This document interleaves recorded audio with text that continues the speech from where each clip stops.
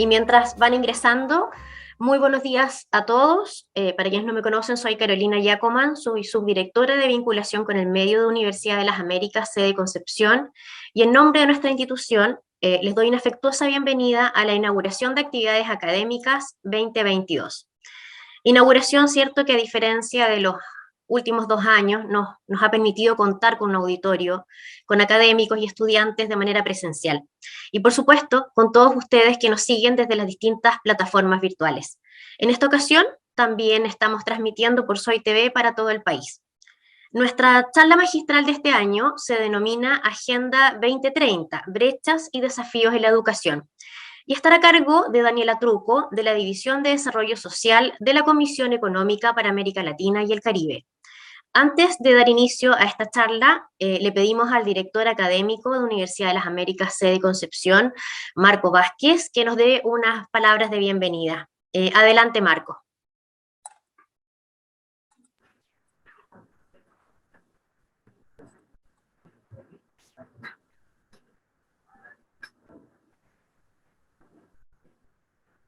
Hola, buenos días a todos.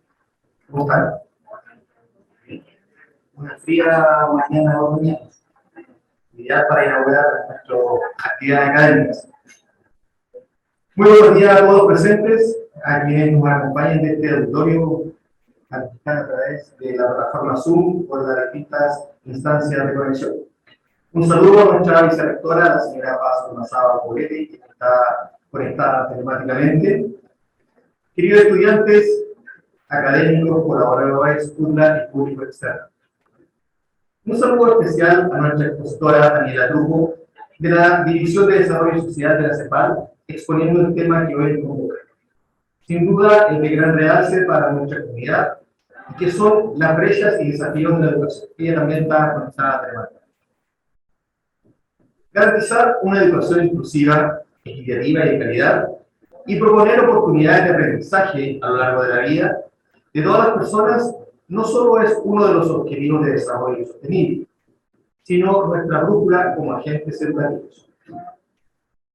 Temas como la igualdad de género, alfabetización, ciudadanía y desarrollo sostenible son parte de los principales ejes que promovemos de nuestra universidad, que se plasman en nuestros sellos y valores institucionales de ética profesional, compromiso comunitario y responsabilidad ciudadana.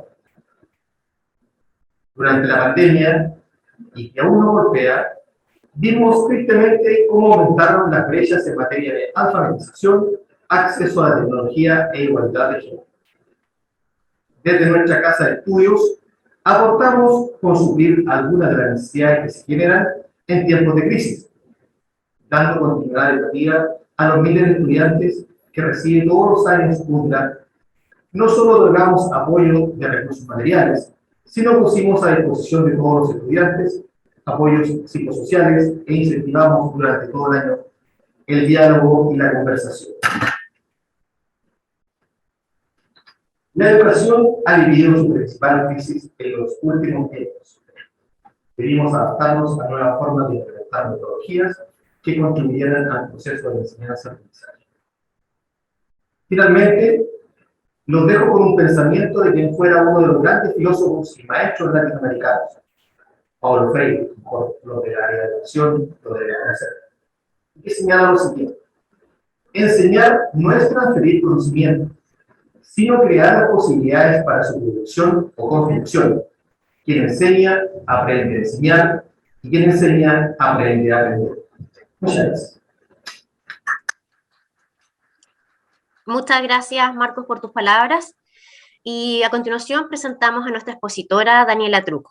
Daniela es experta en temas de educación, infancia y juventud y también sociedad digital, y su experiencia profesional se ha desarrollado en los ámbitos de la investigación y la asesoría de políticas sociales, siempre desde una mirada desde la inclusión y el cierre de brechas en los países de América Latina y el Caribe. Ha contribuido en la elaboración de publicaciones institucionales como el Panorama Social de América Latina, así como series y libros de la CEPAL. Entre los años 2003 y 2009 participó en la investigación y elaboración de informes de desarrollo humano en Chile del Programa de Naciones Unidas para el Desarrollo. Daniela, de formación profesional, es socióloga de la Universidad Católica de Chile y magíster en políticas públicas y en administración de empresas de la Universidad de Maryland de Estados Unidos. Dejo con ustedes a Daniela y les recuerdo también que pueden hacernos llegar sus preguntas en el apartado, ahí abajo de la plataforma Zoom, ¿cierto? Preguntas y respuestas, o bien a viva voz desde el auditorio, como se los va a Valentina a ir señalando. Daniela, bienvenida. Muchas gracias por la invitación. Encantada de estar con ustedes aquí hoy. Les voy a compartir una presentación. Ustedes me cuentan si se ve. Sí, se ve sin problema. Perfecto. Bueno, primero, gracias por la invitación y por la presentación. Contarles un poco de dónde vengo. Yo trabajo en la Comisión Económica para América Latina y el Caribe, CEPAL. Para quienes no la conocen, somos la representación de la Secretaría General de Naciones Unidas para América Latina y el Caribe, y nuestra sede principal está acá en Chile, en Santiago, desde donde estoy haciéndoles esta presentación hoy día. Y me han pedido hacerles una presentación sobre los desafíos que se enfrentan en la educación, particularmente educación superior, en el marco de la Agenda 2030 para el Desarrollo Sostenible. Entonces, hoy día voy a partir por presentarles un poco la agenda, lo que significa y la educación en este tema. El contexto, en segundo lugar, que estamos viviendo en América Latina y el Caribe y en Chile, el contexto social y económico que estamos viviendo después de 2 años de pandemia, de una crisis que ha sido bastante prolongada. En tercer lugar, los desafíos y brechas que enfrentamos entonces en este marco en el campo educativo, y cuáles son las principales recomendaciones que hacemos desde la CEPAL para avanzar en los temas de educación superior. Entonces, lo primero, como les decía, es hablarles de la meta educativa en el marco de la Agenda 2030. En el año 2015, los 193 Estados miembros de Naciones Unidas aprobaron la Agenda 2030 para el Desarrollo Sostenible como una hoja de ruta hacia un nuevo paradigma de desarrollo en que las personas, el planeta, la prosperidad, la paz y las alianzas tomaron un rol central. Esta agenda es un plan de acción para las personas y se trata de un compromiso intergubernamental compuesto por 17 objetivos y 169 metas que abordan problemas comunes en el plano mundial y también local. Esta agenda se basa en un enfoque integral del desarrollo sostenible, es decir, las diversas dimensiones del desarrollo se deben examinar de manera holística como aspectos interrelacionados y de igual importancia. Por lo tanto, los objetivos de desarrollo sostenible son indivisibles e integrales. La educación, entonces, que es la meta 4, es fundamental para la consecución de la Agenda 2030 y forma parte integral de ella. En el marco de la agenda, la educación figura primera y prominentemente como un objetivo en sí misma, con 7 metas y 3 medios de aplicación, pero además, como les decía, tiene un objetivo, o sea, además afecta a los otros objetivos, su consecución. Paso entonces al ODS 4, que es una educación de calidad. Se define como garantizar una educación inclusiva, equitativa y de calidad para promover oportunidades de aprendizaje durante toda la vida para todos. El ODS 4, como les decía, abarca estas 7 metas que ustedes ven en azul, que van desde la educación de la primera infancia hasta la educación superior, y entonces, como ustedes ven, la meta 4.3 define el acceso igualitario a la educación técnica, profesional y superior para todos. También abarca 3 medios de ejecución que tienen que ver con la creación de contextos de aprendizaje seguros e inclusivos, las becas para la educación superior y la formación docente y sus condiciones laborales. Ese es el marco entonces de la Agenda 2030 y la meta educativa. Ahora paso en segundo lugar a presentarles lo que yo les decía, que es el contexto donde tenemos que avanzar hacia esas metas y donde vemos un riesgo importante de retrocesos de los avances que hemos logrado en el campo de la educación en esta región en los últimos 20 años. Mucha de la información que yo les voy a presentar está disponible en detalle en un reporte que saca la CEPAL anualmente que se llama Panorama Social de América Latina, y está disponible en línea para quienes quieran acceder a los datos en mayor detalle. Lo primero es decir que la crisis sanitaria permanece vigente, y América Latina y el Caribe es de las regiones del mundo que ha sido más vulnerable a esta crisis sanitaria. En primer lugar, ha presentado el mayor número de defunciones reportadas por el COVID en el mundo, con cerca de 2,4 defunciones por cada 1.000 habitantes. El número de defunciones en América Latina es cercano al 30% del total del mundo, aunque en esta región somos solo el 8,4% de la población mundial, como ustedes pueden ver en este gráfico. Y la región además acumulaba a diciembre del 2021 el 18% de los casos confirmados a nivel mundial, tendencia que además se mantuvo durante estos últimos 2 años. Por otra parte, es una crisis prolongada que compromete avances previos, por ejemplo, con respecto a la pobreza, la desigualdad, que habíamos mejorado mucho en los últimos 20 años en la región, viendo que en el último año, con nuestras cifras promedio de la región, se prevé un retroceso de 27 años en el aumento de la pobreza extrema. Después de 2 años de pandemia, enfrentamos entonces una gran incertidumbre respecto, en primer lugar, a su evolución, a pesar de que hoy día estamos en un buen momento en el caso de Chile, y sus secuelas económicas y sociales se han traducido en profundos efectos negativos sobre el bienestar general de la población, que además no se van a resolver muy rápido en el mediano plazo.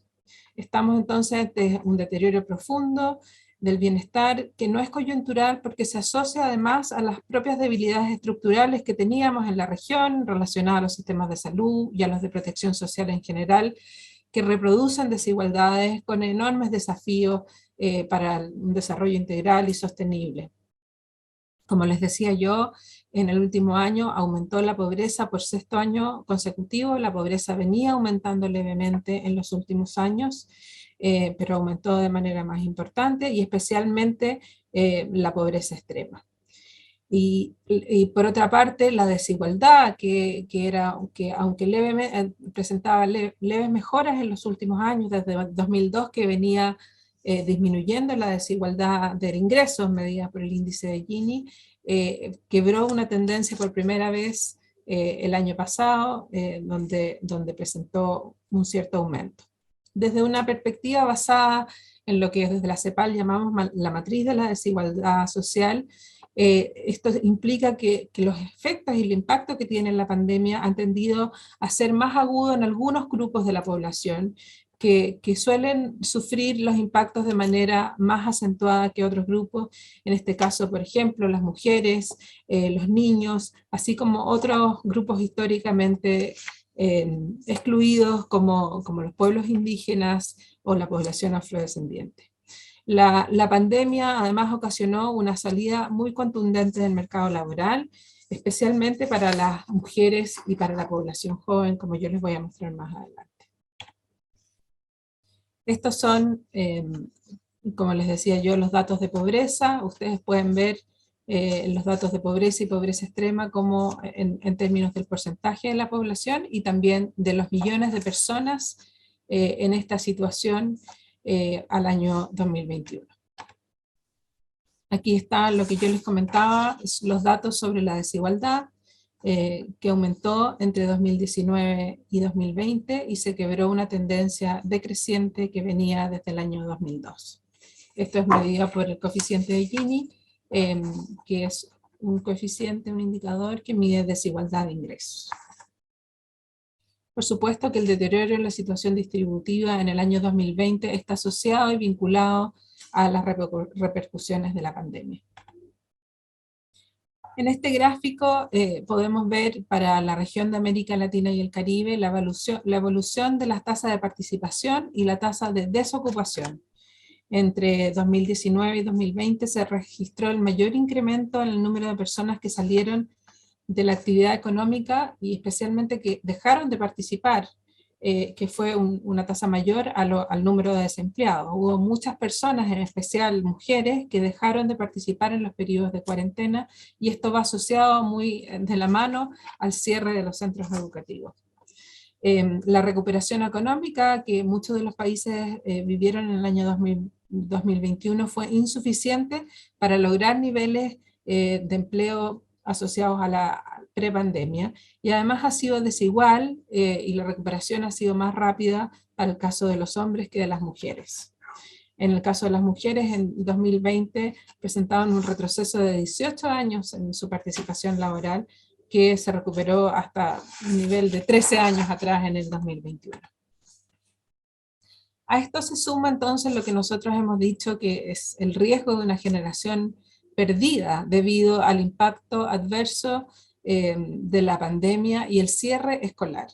América Latina es una de las regiones del mundo que interrumpió sus clases presenciales por más tiempo. Ustedes pueden ver las cifras en este gráfico para el mundo, y vemos que en el caso de América Latina, en promedio, se cerraron, ya sea totalmente o parcialmente, alrededor de 70 semanas los centros educativos en todos los niveles educativos. Eso significa que son casi 2 años académicos completos.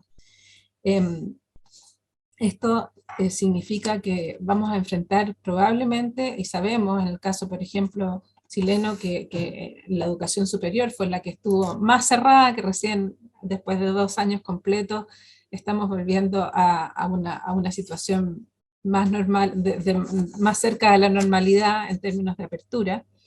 Y probablemente todavía estamos recién con primeras mediciones, pero se van a generar unas importantes brechas en el desarrollo de habilidades cognitivas, la pérdida de oportunidades de aprendizaje y el riesgo muy importante de aumento del abandono escolar. Además hemos visto que los niveles de educación escolar, quizás no tan importante a nivel de educación superior, pero educación escolar, la escuela es un lugar fundamental para el desarrollo integral y el bienestar de niños y niñas. No es solo un lugar de aprendizaje, por supuesto que sí, ese es el centro, pero además es un lugar de protección de otros derechos fundamentales de la infancia que tienen que ver con la alimentación, con la prevención o identificación de situaciones de vulneración de derechos, de violencia, y para la socialización en general, y como hemos visto en las noticias en el último tiempo, el impacto que ha tenido 2 años de poca interacción social y de formación de habilidades socioemocionales, se está viendo fuertemente en la reapertura. Por otro lado, es una medición, una estimación que se hizo desde la UNESCO a junio del 2020, se preveía que además del retraso en los aprendizajes, el aumento, el riesgo de no retornar a la educación era muy importante en los países de América Latina.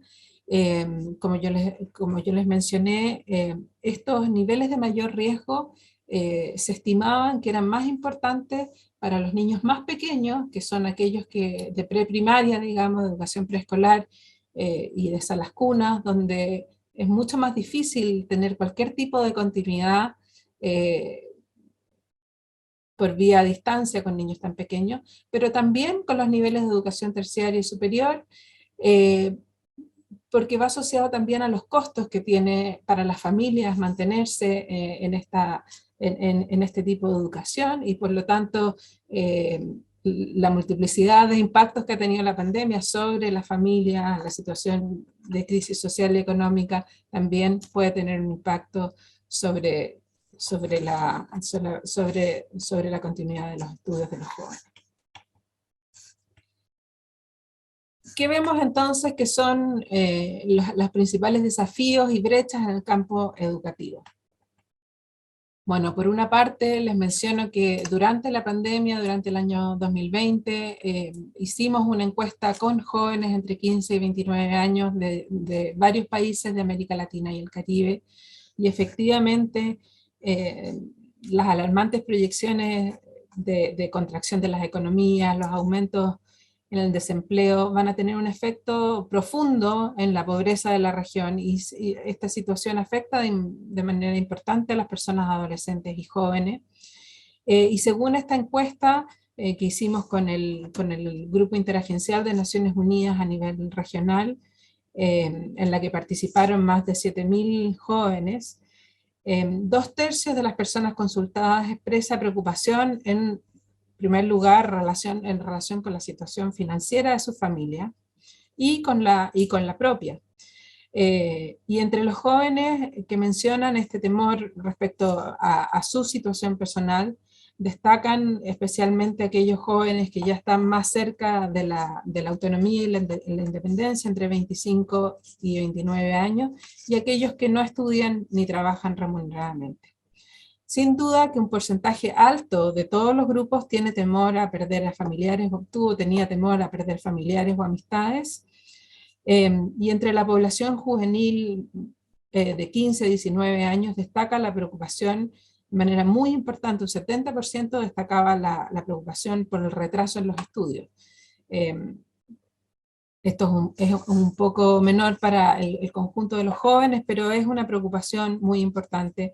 Además, como yo les mencionaba, de la preocupación por el efecto en la salud mental en términos de esta crisis para la población joven.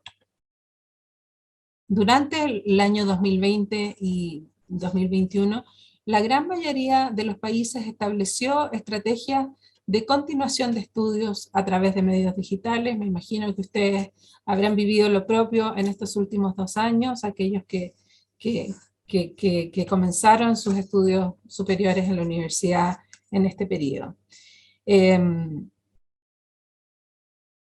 El problema es que muchos de las escuelas y en muchos de los países estos debieron ser complementados con otros medios a distancia que no fueron necesariamente los medios digitales, por las desigualdades que enfrentamos en la región en términos del acceso a Internet. Y en eso quiero detenerme en la siguiente diapositiva, que es: nosotros vemos que no estábamos preparados para hacer una continuación de estudios en línea a modo general, en primer lugar porque no existían los accesos digitales necesarios para poder hacer esa continuación.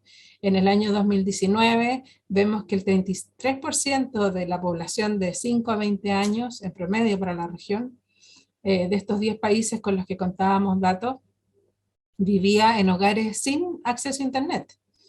Y vemos además, este gráfico muestra el acceso de la población de 5 a 20 años que viven en hogares con acceso a Internet del primer y quinto quintil de ingreso. Entonces vemos además que este acceso era muy desigual en la región. Chile es uno de los países que tenía mayor acceso, como ustedes pueden ver por este gráfico, mucho más que para el promedio regional y que para muchos de los países donde la población de menores ingresos casi no tenía acceso a Internet. El problema es que el acceso a Internet, además de ser desigual, se ha masificado en los últimos años, particularmente por la vía de Internet móvil, que sabemos por supuesto que es inestable y que no es necesariamente el mejor medio o el medio que hace posible la continuidad de actividades educativas como se debiera. Previo a la pandemia se enfrentaban importantes desigualdades educativas. En los últimos 20 años, como yo les mencionaba, la región había mostrado un avance en la proporción de jóvenes que finalizan algún ciclo educativo. Como ustedes pueden ver en este gráfico, tenemos a los jóvenes de 15 a 19 años que concluyeron la educación primaria, en primer lugar hacia la izquierda, luego los jóvenes de 20 a 24 años que habían concluido la educación secundaria, y vemos cómo eso ha ido en aumento, y además la desigualdad es muy importante, particularmente a partir de la secundaria, pero había habido cierta tendencia a reducción. La educación superior como ustedes pueden ver en las últimas figuras, que son los jóvenes de 25 a 29 años que concluyeron la educación, al menos 4 años de educación superior, en los últimos 20 años, también había aumentado, pero todavía con niveles de desigualdad muy importantes y en proporciones bastante menores.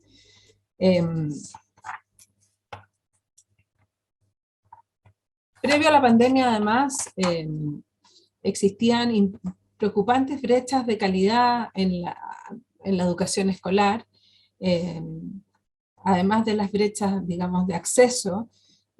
Hay ciertas mediciones que se acercan como termómetro a ver cuánto están aprendiendo los estudiantes y los jóvenes durante el trayecto escolar.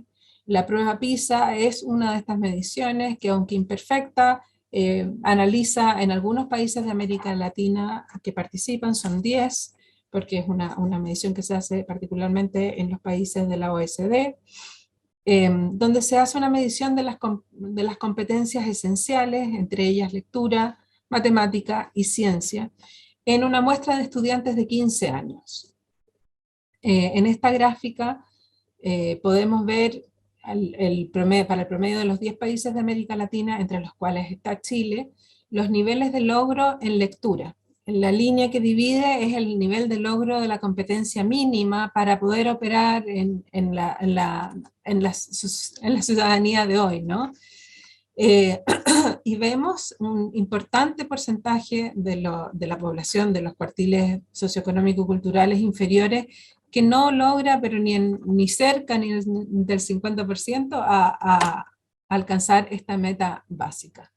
Los logros en los países desarrollados de la OCDE también tienen niveles de desigualdad, pero ustedes ven que por sobre el 50% de la población alcanza, o sea, bastante por sobre, alcanza los resultados de la competencia mínima. Esto significa que la mayoría de los estudiantes de la educación superior llegan entonces con grandes déficits de formación desde el ciclo escolar. Lo que afecta tanto sus posibilidades de entradas a la educación superior, de seguir formándose, como la elección de la institución a la que pueden asistir, y también la posibilidad de progresar y finalizar el programa que eligieron, justamente por los déficits de competencia básica. Esto que yo les muestro en la competencia de lectura es todavía más acentuado en la competencia matemática.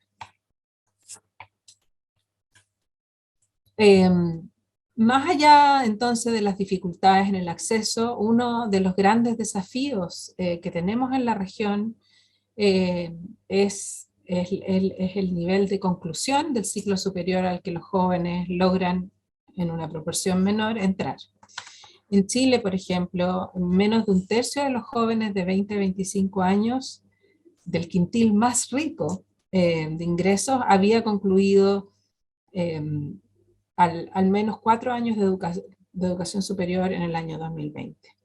Eso es, además, 20 puntos porcentuales superior a la proporción de jóvenes de la misma edad del quintil de menores ingresos, que solo alcanza el 7%. Las desigualdades, además, en nuestra región no solo tienen relación con el nivel de ingresos, con el nivel socioeconómico, pero también tienen que ver, por ejemplo, con, según el origen territorial de los estudiantes que provienen de zonas rurales tienen mucho menos posibilidades de acceder y concluir niveles de educación superior. Y como yo les mencionaba, en nuestra región hay brechas étnico-raciales que también son muy importantes en este sentido.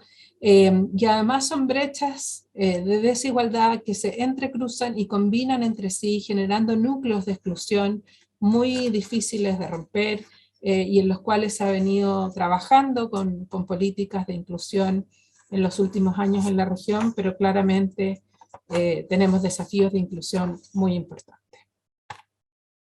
En general, hay diversos fenómenos que impactan hoy día el desarrollo de habilidades, de formación y de mercado laboral, que son muy importantes considerar también como desafíos para la educación superior y para la formación que se está ofreciendo a las personas. Nos encontramos, como hemos visto, ante un escenario de alta incertidumbre respecto al presente y respecto a la impredecibilidad del futuro, en un contexto mundial que está marcado por constantes cambios, acompañado, como hemos visto, de desequilibrios económicos, sociales, sanitarios, ambientales y hoy día vemos también políticos, fenómenos que se han visto tremendamente agudizados por la pandemia. En América Latina y el Caribe se observaba ya antes de la pandemia un conjunto de fenómenos que dificultan además alcanzar un desarrollo social inclusivo, como yo les decía, junto con la persistencia de la pobreza y la desigualdad, un acceso parcial y desigual a la protección social, una inversión social insuficiente, entre otros. Se observaban además brechas en el desarrollo entonces de capacidades humanas y un déficit de empleo productivo y de calidad y trabajo decente que hace la trayectoria y las transiciones de jóvenes que están formándose en educación superior y que luego van a salir al mercado laboral muy compleja. Cabe entonces preguntarse, además, en qué medida los sistemas educativos están entregando las competencias y habilidades necesarias para una adecuada inserción laboral de su población estudiantil. Uno de los grandes desafíos entonces que enfrenta el sector educativo es conocer cuáles serán estas habilidades que se demandarán en el futuro, ¿no? Para poder desarrollarlas y fortalecerlas. De acuerdo con un estudio de la OCDE, un promedio del 42% de las habilidades básicas requeridas para realizar un trabajo cambiaría en estos años a nivel mundial. Procesos que probablemente se vieron muy acentuados y complejizados con los procesos que se vivieron en estos últimos 2 años de encierros y cambios en el mercado del trabajo y en los sectores productivos. En este sentido es muy importante que los sectores de formación estén muy articulados en conversaciones y información sobre las competencias y habilidades que se están demandando desde los mercados laborales. Que además son muy heterogéneos y distintos, depende de cada territorio, ¿no? Incluso en un país es muy distinto a nivel territorial, ustedes que están en regiones lo vivirán más directamente. Y esta lámina que yo les presento identifica 10 habilidades comunes que son fuertemente demandadas desde el mercado laboral y que han sido identificadas a través de estudios y revisión de encuestas que publicamos en un estudio a nivel regional hace un par de años. Como ustedes ven, tienen que ver con la capacidad de aprendizaje, la comunicación, la creatividad e innovación, el manejo de información, el pensamiento computacional, el liderazgo, entre otras. Si bien la necesidad de conocimientos está implícita en cada una de estas habilidades, el énfasis está en cómo aplicarlo, en el análisis, en la interpretación. Por ejemplo, en lo que tiene que ver con el dominio de las nuevas tecnologías, que es tan importante y que se ha visto evidenciado en este último tiempo, el dominio de las nuevas tecnologías no es la habilidad clave de desarrollar, sino el pensamiento computacional relacionado a la solución de problemas, que permite el desarrollo o adaptación a nuevas tecnologías que van a ir surgiendo cada vez más rápido. Y también se observa un énfasis importante en los temas relacionados a las actitudes, relacionadas con la manera de aprender, de comunicarse, con el tema de adaptarse y relacionarse con los otros. Y ya para ir cerrando esta presentación, ¿cuáles son las principales recomendaciones entonces para avanzar en la educación superior? Bueno, lo primero tiene que ver con esto que yo les estaba presentando recientemente, que tiene que ver con cuál es la formación de competencias y la articulación con el mundo del trabajo. La revolución digital ha impactado a diversos ámbitos de la vida a una velocidad y magnitud jamás vista, proceso que se exacerbó enormemente durante la pandemia. Esto genera, por ejemplo, riesgos de automatización y un cambio en la valoración de ciertas habilidades requeridas por los mercados laborales. Además, por otra parte, la fuerte contracción económica y la crisis social está teniendo un impacto muy significativo en el mercado laboral de la región, que como veíamos significa pérdida de empleo, aumento de desocupación, disminución de participación laboral, y esto afecta, como yo les decía, de manera desigual a distintos grupos de la población, entre ellos la población joven y las mujeres, y la población joven va a tener mayor complejidad en procesos que ya eran difíciles en términos de las oportunidades iniciales de inserción al mercado laboral. Creemos que contar con políticas de capacitación y formación a lo largo del ciclo de la vida se va tornando imprescindible, dado este alto dinamismo del contexto que exige que tanto jóvenes como adultos tengan oportunidades de adquirir nuevas habilidades para complementar aquellas que ya tienen, y eso le da también un rol importante a las universidades y a los centros de formación de educación superior en este sentido.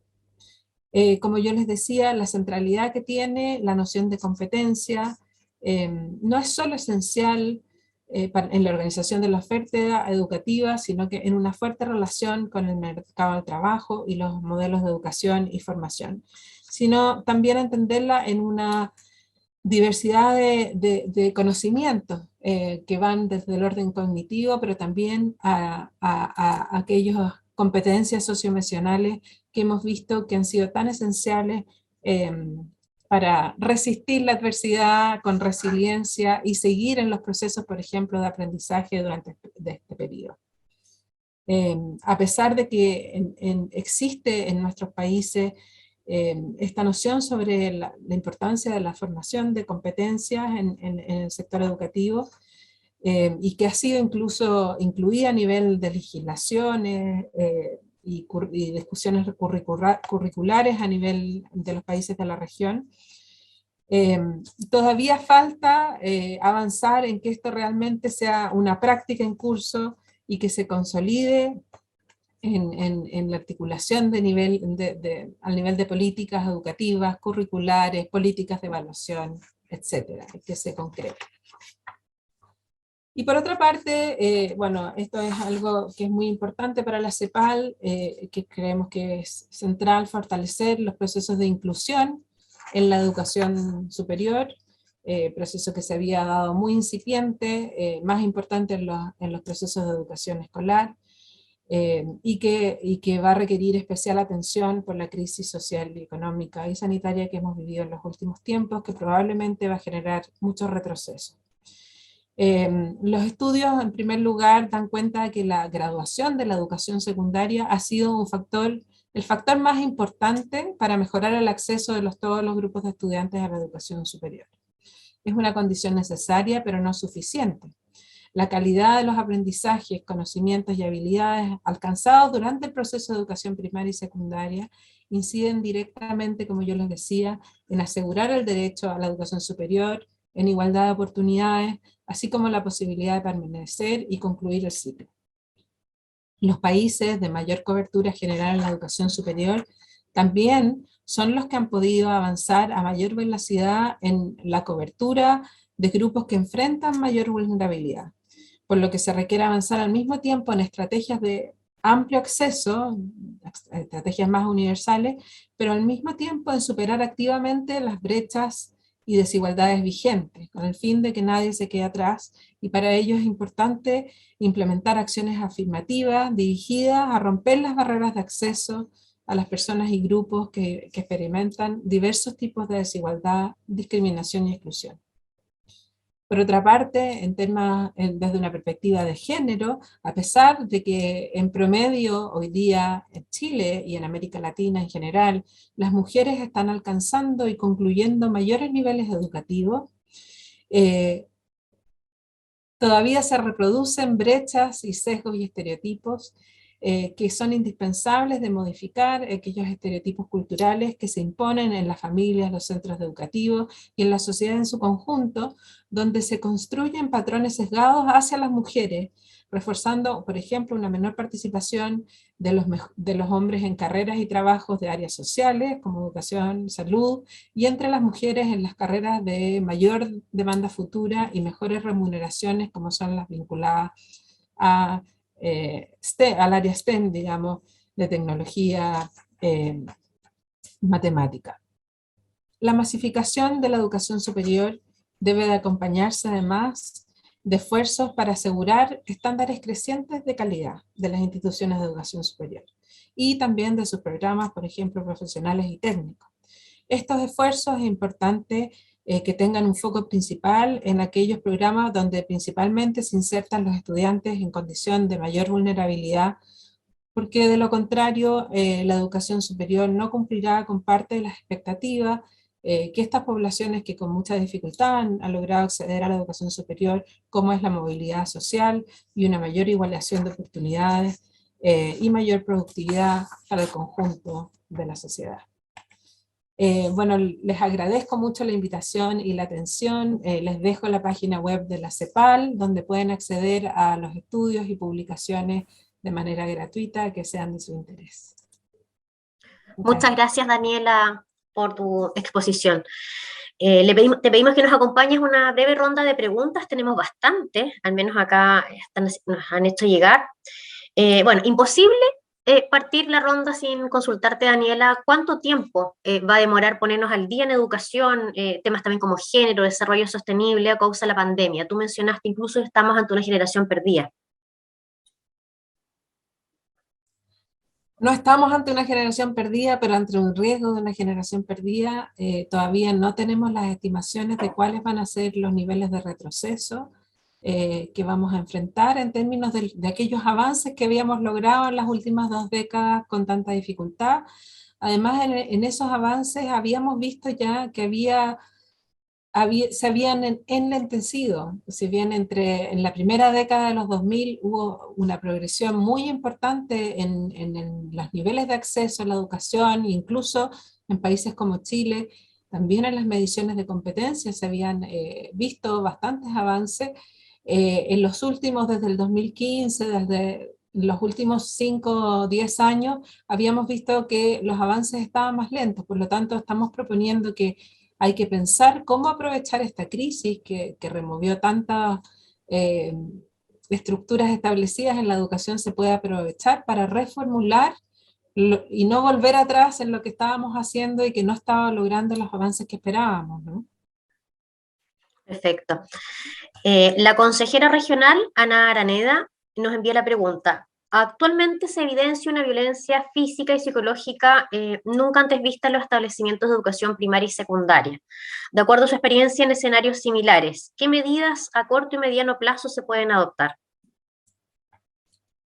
Efectivamente, es una de las grandes preocupaciones que estamos viendo. Se preveía que esta crisis había tenido un impacto muy importante sobre la salud mental y el bienestar socioemocional de las comunidades educativas en general.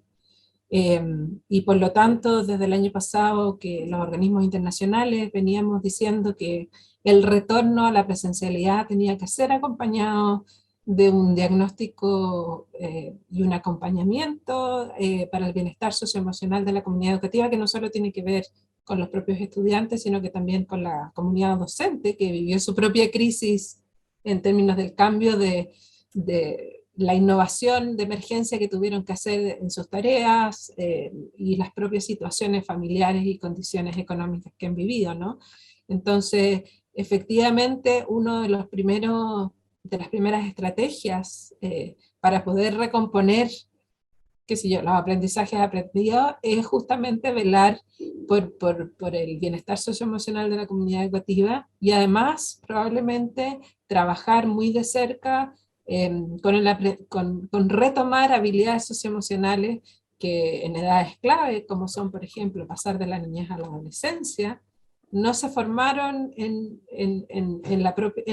una actividad que se daba, que antes dábamos por supuesta, que es la actividad de socialización entre pares que se va dando en el día a día. Entonces, es un área que hay que reforzar de todas maneras y que probablemente hay que reforzarlo con especialistas y con programas especiales, porque no es algo que se le puede cargar derechamente a un cuerpo docente, ¿no?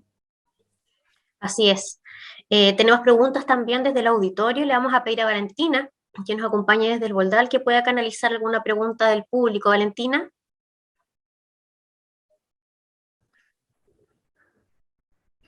Sí, Carolina. No sé si no me ven ahora, pero la voy a leer. Marco Vázquez, director académico de UCLA, nos dejó la siguiente pregunta. ¿Qué estrategias podrías proponer para recuperar parte de los aprendizajes perdidos durante estos 2 años de pandemia en todos los niveles educativos del país? Muchas gracias por la pregunta. Yo creo que efectivamente hay que partir por los diagnósticos. A nivel de educación superior y aquellas generaciones que pasaron, por ejemplo, los últimos 2 años en educación a distancia, de la conclusión del ciclo secundario, probablemente va a haber que hacer un refuerzo de aquellas habilidades de base, ¿no? Para poder mantenerse durante el ciclo educativo y hacer esfuerzos de emparejar el piso, ¿no? Pero eso va a haber que hacerlo, yo creo que muy localizadamente y de acuerdo a los distintos programas y las habilidades que se requieren para poder continuar el curso, porque uno de los problemas que veíamos ya previo a la pandemia es justamente el desfase de habilidades que se requieren entre la educación superior y la educación escolar, y aquellas poblaciones que vienen con menores capacidades, es muy importante acompañarlas y proveer de espacios de, de emparejamiento de la cancha, ¿no? O sea, refuerzos específicos con aquellas competencias de base que algunas universidades ya lo hacían. Gracias. Valentina, si hay otra consulta del público, de estudiantes, a lo mejor aprovechemos al tiro también de leerla.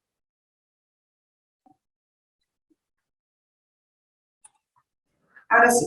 Tengo de una estudiante, nos acompañan acá un curso de la carrera de Nutrición y Dietética. El estudiante Carla Alvarado nos deja la siguiente consulta y tiene que ver principalmente con el inicio, me imagino, del trabajo de Daniela. ¿Cuál fue el motivo de interés para investigar el tema de desigualdad en la educación? Gracias por la pregunta. Bueno, la desigualdad o la igualdad es uno de los aspectos centrales que trabajamos desde nuestra organización.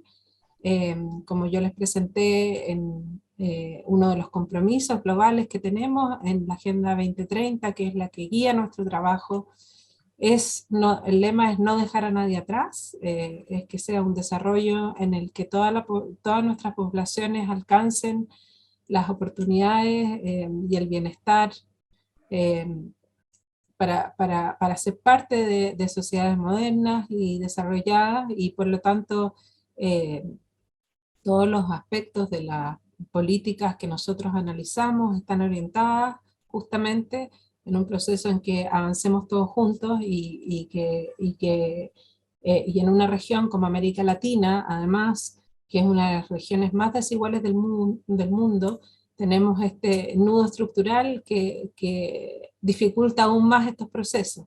Entonces, desde el campo de la educación, así como desde el campo de los estudios que hacemos acá laborales o de los sistemas de protección social, es nuestra guía ver justamente cómo avanzar en un desarrollo con mayor igualdad sin dejar a nadie atrás.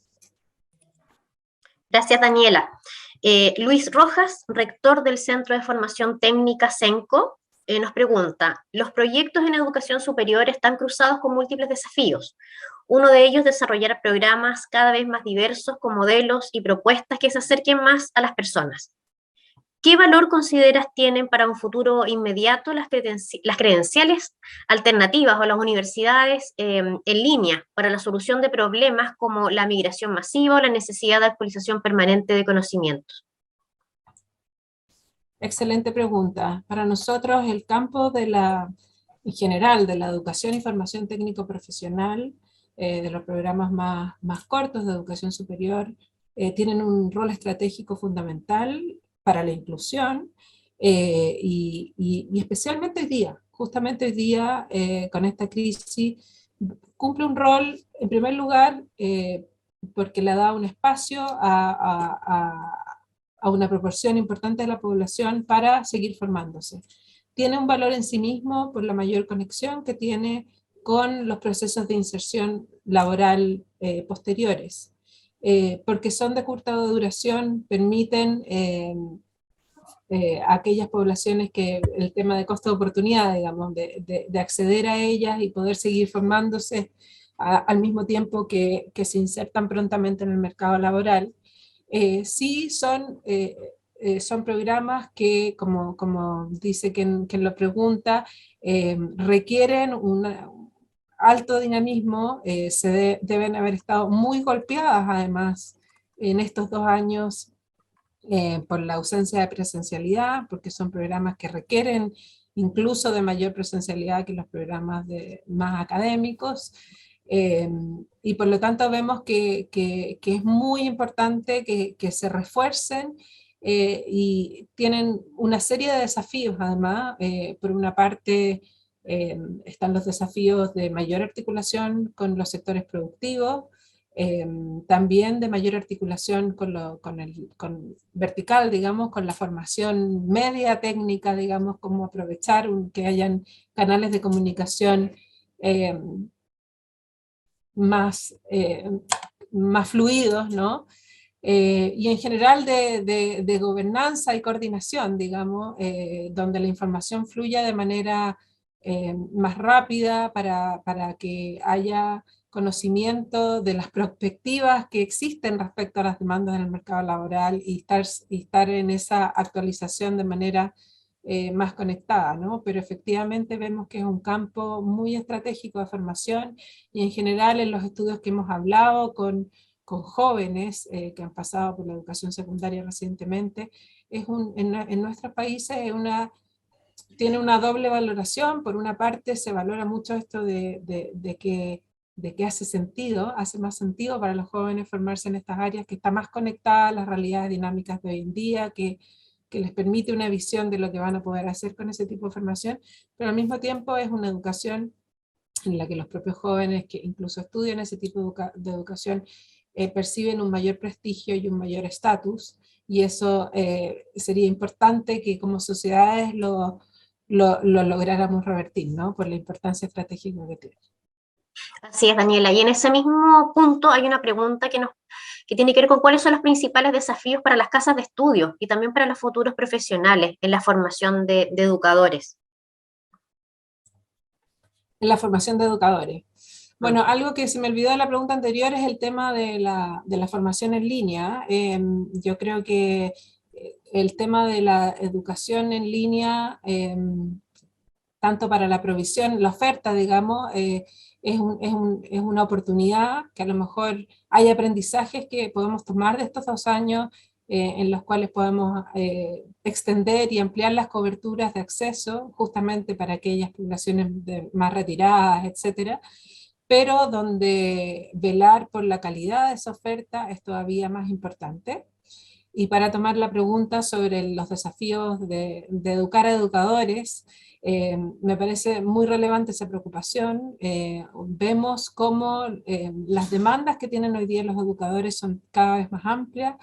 Veníamos diciendo hace mucho tiempo que los educadores tenían, a pesar de ser familiarizados con el mundo digital, no se les enseñaba a cómo trabajar con los métodos digitales para enseñar. Creo que aquí tenemos una oportunidad muy importante de los aprendizajes que se puede haber tenido, de lo que se puede hacer de manera importante a través de la educación en línea, cómo se pueden fortalecer ciertos procesos de enseñanza más individualizados, entendiendo la heterogeneidad de aprendizajes de los niños, pero al mismo tiempo cuáles son las limitaciones. Y bueno, estos 2 años han dejado la evidencia, la importancia del rol del adulto y del docente en la formación de las personas, al mismo tiempo de la presencialidad, ¿no?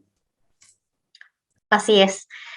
Vamos con Valentina, con las últimas preguntas desde el público. Valentina, si las puedes canalizar ahí con los papelitos que hicieron llegar o que están haciendo llegar. Vamos con las últimas 2.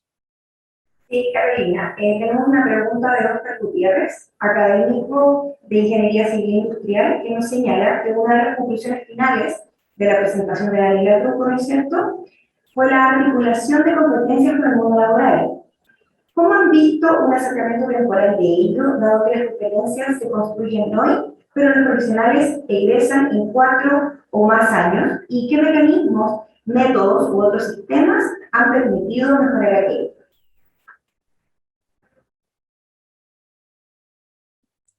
Disculpa, sabes que no escuché bien la pregunta, no sé si puedes acercar un poco el micrófono porque no logré entenderla bien.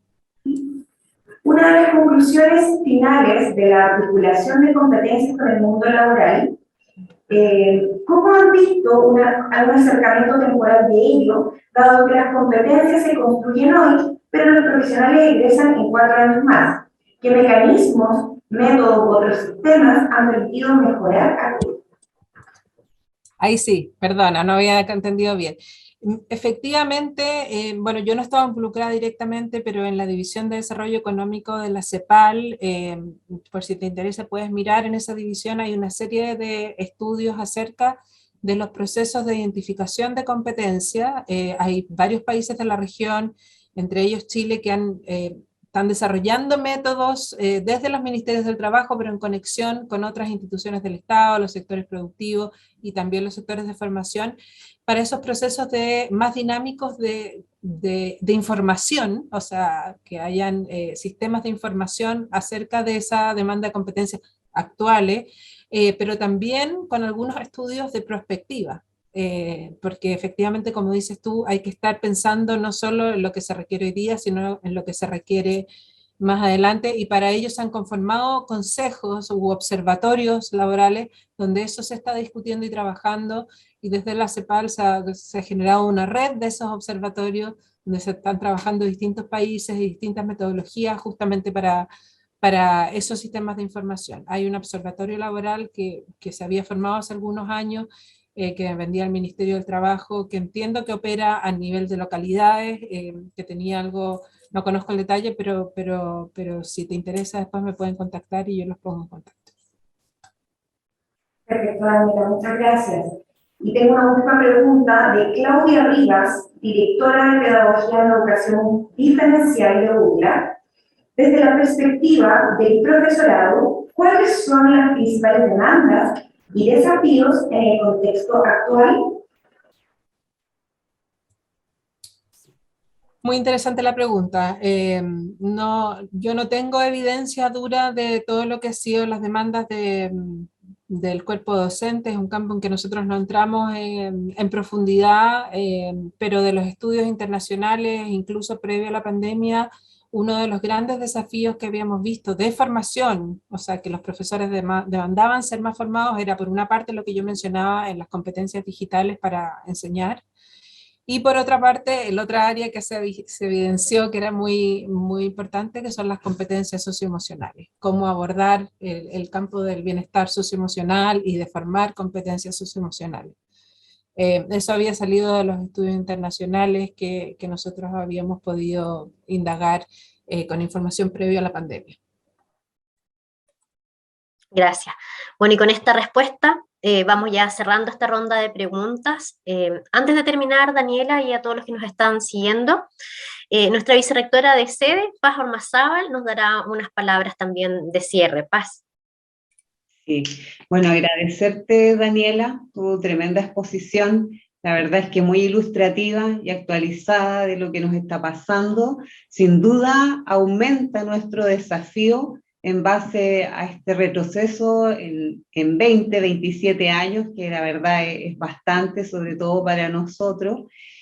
Aumenta el desafío respecto a la pobreza, la desigualdad y sin duda el tremendo rol que jugamos las instituciones de educación superior en esto. Tenemos que estar más presentes que nunca.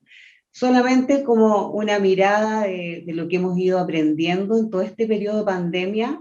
Uno ha sido el integrarnos entre instituciones, entre empresas, entre las áreas público-privadas, entre los gubernamentales, y además hemos aprendido que integrados podemos dar mejor solución a los problemas que hoy día estamos viviendo, ¿ya? Y creo que eso ha sido una enseñanza positiva que nos ha dejado la pandemia, porque hoy día nos encontramos trabajando muy articulados.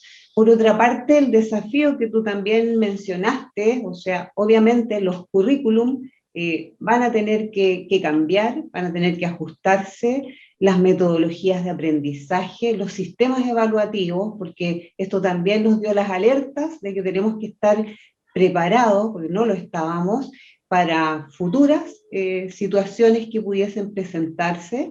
Y creo imprescindible también, aparte del desarrollo del pensamiento crítico, que eso forma parte de todos los currículum, la integración de los sentimientos y las emociones. O sea, cómo vamos abordando y cómo vamos trabajando los sentimientos y las emociones, no solo desde el punto de vista de los estudiantes, sino que también de los profesores y los académicos. Tenemos un gran desafío en la capacitación a los profesores también, en las herramientas computacionales, y no perder de vista que todo lo que nosotros estamos viviendo hoy son temas nuevos.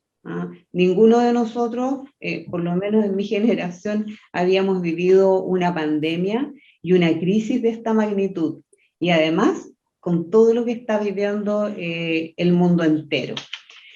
Nosotros hemos ido promoviendo mucho la interdisciplina, o sea, todas estas carreras que venían acoplándose, como hoy día hablamos de teleenfermería, la telefonoaudiología, la teleatención, como ya existía antiguamente en las áreas más duras, la mecatrónica, o sea, cómo se han ido uniendo las disciplinas, y creo también que por ahí va el camino.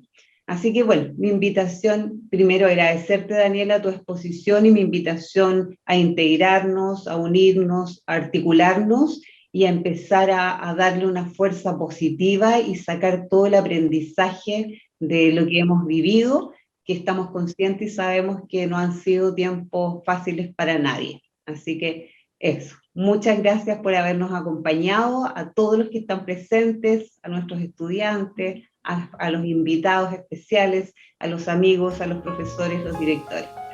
Que tengan una buena tarde.